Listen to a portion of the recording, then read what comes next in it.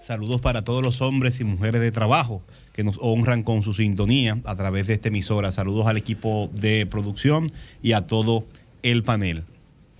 Diario Libre, en su portada, hoy anuncia un aumento de la tarifa eléctrica. Y yo voy y leo la portada. Oye, ese era mi tema, pero ya te lo cogiste. Aumenta la tarifa eléctrica, que lo anuncia hermano, el ministro de Energía y Minería. Wow, en medio de esta situación complicado.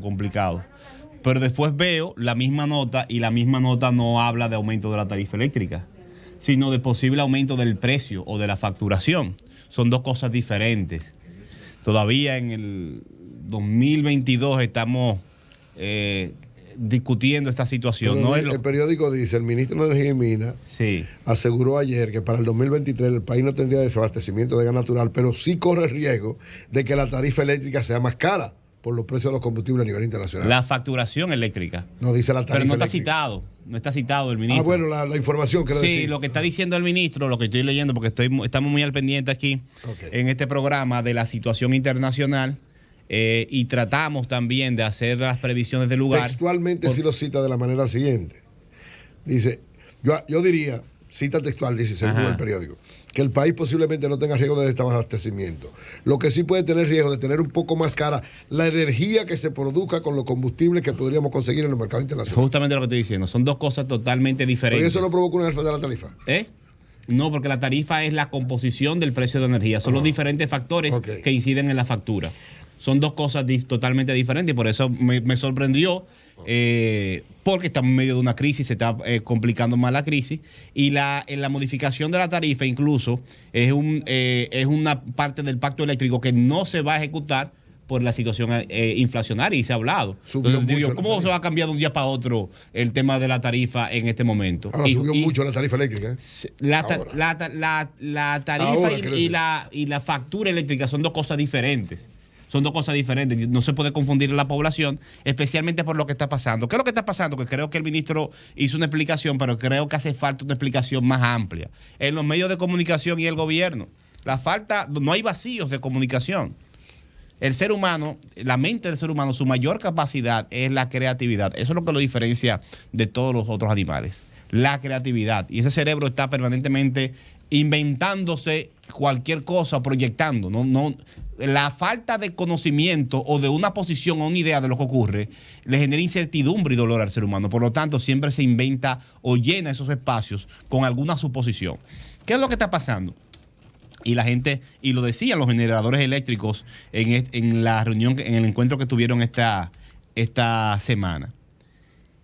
República Dominicana hizo una buena inversión en la transformación de su matriz eléctrica, aumentando la participación del gas natural, un gas más barato, más manejable, y además menos contaminante que otras fuentes que teníamos, el fuel oil y otros. Y la ampliación de la matriz, como está proyectada ahora con otras energías renovables para lo que queda de año y el año que viene. Pero ¿qué pasa?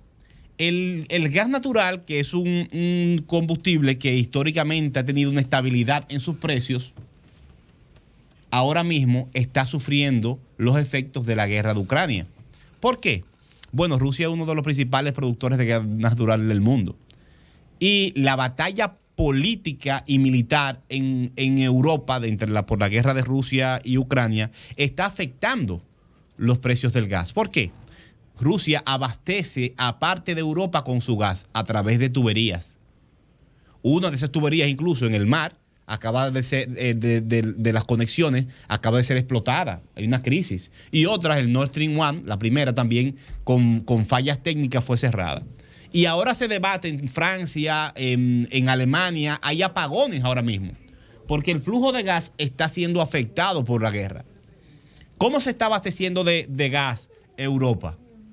Bueno, incluso tienen que importar gas de Estados Unidos en barco. Imagínese usted la diferencia de los precios que están pagando los europeos por el precio del gas. Para que tenga una idea, la unidad de gas natural ronda por los $7 actualmente. Pero hace 2 años se cotizaba el mismo gas natural a $4. Casi el doble en 2 años. Uno de los combustibles más estables del mercado energético se ha casi duplicado el precio. Aquellos países que no tengan gas natural y tengan que importarlo como nosotros, necesariamente se están viendo afectados. Ok, se están viendo afectados ahora mismo. Pero lo que podría pasar el año que viene es peor y por eso hay que tomar previsiones. Porque creíamos que esta guerra iba a ser una guerra relámpago, la invasión de Ucrania por parte de Rusia. Y no ha sido así. Todo lo contrario, todos los días se complica un poco más. Ahora hay apagones en Inglaterra, en Alemania, en Francia. Están reabriendo plantas nucleares. Cuando Europa tenía toda una campaña para cerrar las plantas nucleares, solamente Francia se ha mantenido con grandes producciones. Alemania desmontó varias de esas plantas. Porque Europa está a la puerta del invierno y no tiene todavía seguro cómo va a abastecer de combustible a su población para que no se le muera de frío. Esa es la proyección para el año que viene. Y por eso yo creo que lo que dice el ministro de Energía cuando dice que pueden subir el precio de la facturación es lógico y hay que prepararse. Pero esto es diferente al tema de la variación en la tarifa, porque la tarifa es una composición de elementos que inciden en el precio. Y ojalá que ni ahora ni lo que queda de año se vuelva a tocar ese tema del aumento de la tarifa, porque este país no está preparado para eso. Y ojalá también que las autoridades arrecien para tener garantizado y extender los contratos de gas natural. Porque si tenemos contratos de gas a un precio y se terminan pronto los contratos de gas natural y tenemos que comprarlo a otro precio por el efecto de la guerra, ahí sí es verdad que los precios de la facturación se van a aumentar, como se ha aumentado el precio del gas en el mundo, que está casi duplicado en 2 años. Por otro lado, comparto brevemente un dato del informe de la CEPAL, elaborado con el Ministerio de Economía y Desarrollo, la desigualdad del ingreso en la República Dominicana. Es un informe del 2012 al 2019.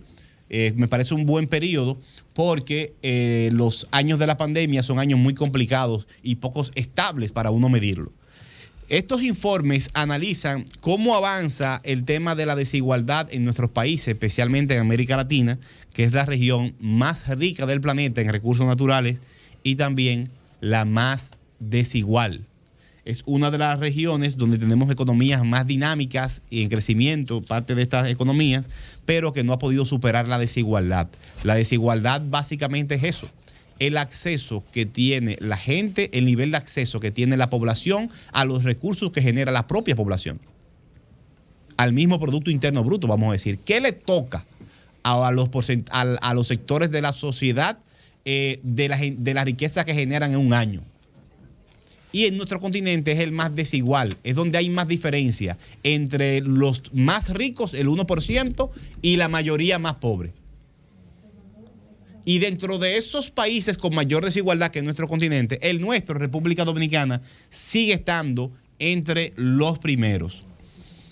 El ingreso que recibe el 1% más rico, tras la aplicación completa de la metodología que se está usando, corresponde, el 1% más rico de República Dominicana tiene como ingreso el 30.5% del Producto Interno Nacional en 2019. Es decir, que de toda la riqueza que se generó en República Dominicana en el 2019, el 1% de la población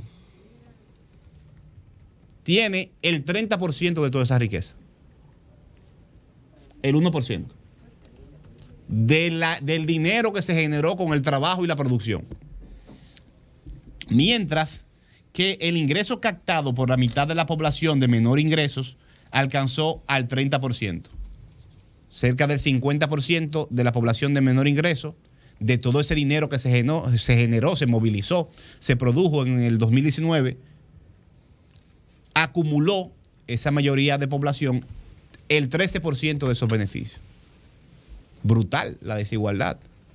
Y siempre cito el informe del Banco Mundial, que decía que en 10 años solamente el 2% de la población alcanzó un nivel de movilidad social. Ese es el desafío político principal de República Dominicana. ¿Cómo hacer que la gente que está trabajando tenga una mayor participación de la riqueza que se está generando en el país? Ese es el gran desafío, no está en la agenda, siempre se lo menciono, seguiré insistiendo con eso, porque es el mecanismo que en democracia se han inventado los países para darle un mayor nivel de vida a la mayoría de su población. Europa, después de la Segunda Guerra Mundial, para romper con el fantasma del comunismo y el socialismo, lo que hizo fue una especie de pacto social y generó los empresarios con la clase política y la clase trabajadora, generaron un pacto que básicamente tenía como principio que todo el mundo tenía que tener cubierto por lo menos lo básico y un ingreso que le permitiera para vivir, le permitiera vivir dignamente. Se llama estado de bienestar. Yo creo que nosotros estamos históricamente en República Dominicana en ese momento de acercarnos políticamente a una conversación que no existe, porque los partidos están en otra cosa, donde le demos respuesta a este problema. ¿Cómo vamos a hacer que todo este bienestar que está en el polígono central del Distrito Nacional se vea por lo menos un chin después que usted pase el peaje? Que usted vea algo de organización y desarrollo y servicios básicos y cobertura desde que usted pasa de la 6 de noviembre hacia el sur. Y lo mismo hacia el este. ¿Cómo hacer que en el este el bienestar de la gente no sea solamente en la parte turística? Como en la mayor parte de la población tenemos nivelado por lo menos lo básico del ingreso. Ese es el gran desafío y voy a seguir insistiendo, compartiéndolo por aquí. Por último, Julio, con esto concluyo. Invito a que entren a la página de la Fundación Juan Bosch. Es juanbosch.org. Entren a la página de la Fundación Juan Bosch, juanbosch.org. Es la página de la Fundación Juan Bosch donde participa, colabora en diferentes condiciones Matías Bosch Carguro. Una persona que conozco, que he colaborado con él y he estado en compartido espacios con él de militancia. Y es una persona muy capacitada y muy trabajadora y que ha hecho grandes aportes a este país. La campaña que se ha desatado contra Matías Bosch ha sido una campaña intensa. Creo que una parte ha sido por parte del nacionalismo que ve la defensa de la patria como el ataque a otros, y no me meto con ese tema, pero también sé o supongo, intuyo, que Matías está pagando las consecuencias de los grandes aportes que ha hecho desde la Fundación, que ha sido uno de los pocos actores de República Dominicana que ha investigado técnicamente, científicamente, y ha divulgado y ha puesto en las manos del pueblo dominicano instrumentos para ver de manera crítica los resultados del sistema de seguridad social y el efecto de las ARS y las AFP en nuestro país. Usted puede estar totalmente de acuerdo o en contra del trabajo de la Fundación Juan Bosch y de los informes sobre la seguridad social de la Fundación Juan Bosch, pero no puede negar que pone el dedo sobre la llaga y da instrumentos, herramientas para generar una discusión. Usted puede estar de acuerdo con que se mantenga como está la ARS y las AFP. Eso es cierto. Pero tenemos el derecho, los dominicanos, a ver ese sistema de manera crítica. Porque no es verdad que la estamos pasando de maravilla.